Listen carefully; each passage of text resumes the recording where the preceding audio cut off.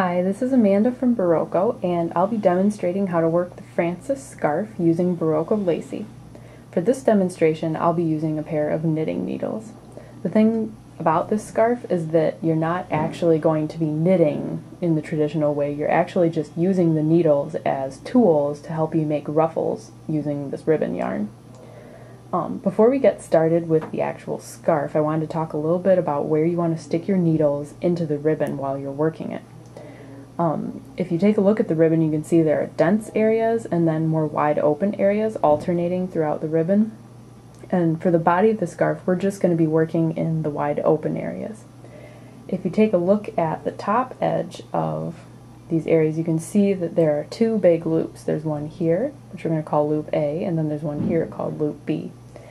And when you stick your needles into these loops, make sure that you stick it underneath the nylon chain that's running across the top part. So I'm going to stick it into this wide open area here.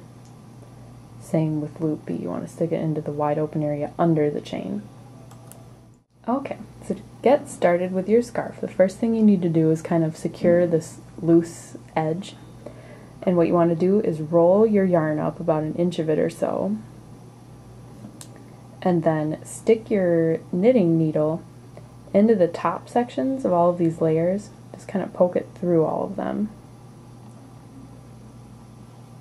And then stick your hook through the next available big loop, under the chain, of course.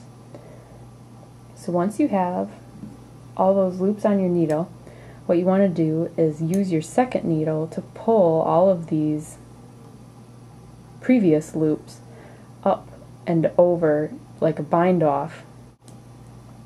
So you can kind of use your fingers to open up that stitch so it's easier to get your needle into it.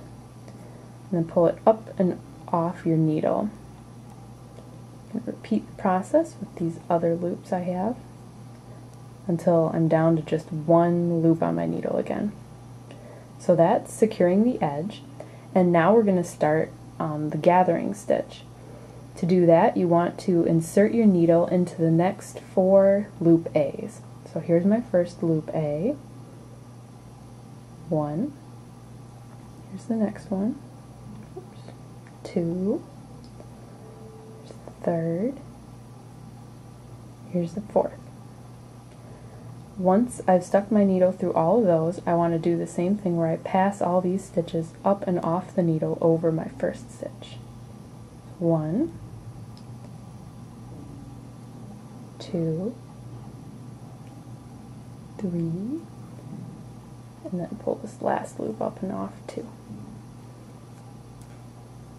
So now I'm back down to 1 stitch, and now I'm going to work a lock stitch. So instead of going to another loop A, I'm going to stick my needle into loop B right here. Stick it through and then pull this loop up and over, so I'm back down to 1 loop. So those are the steps, so you just keep repeating those 2 stitches for the body of the scarf. Okay, so once your scarf has reached the length that you want it to be, you're going to have to finish off the edge in a way similar to the roll that we did at the beginning. To work this, let's just pretend for right now that on my right hand side I have a really nice finished ruffled scarf, and that this is the last stitch from my ruffles, and I'm ready now to do my edge. So what you want to do is roll up that ribbon again like we did at the beginning, and then you want to stick your needle through the top layers of all of these layers of the roll until they're on your needle, and then use your second needle to pull the first loop up over the stitch and off your needle.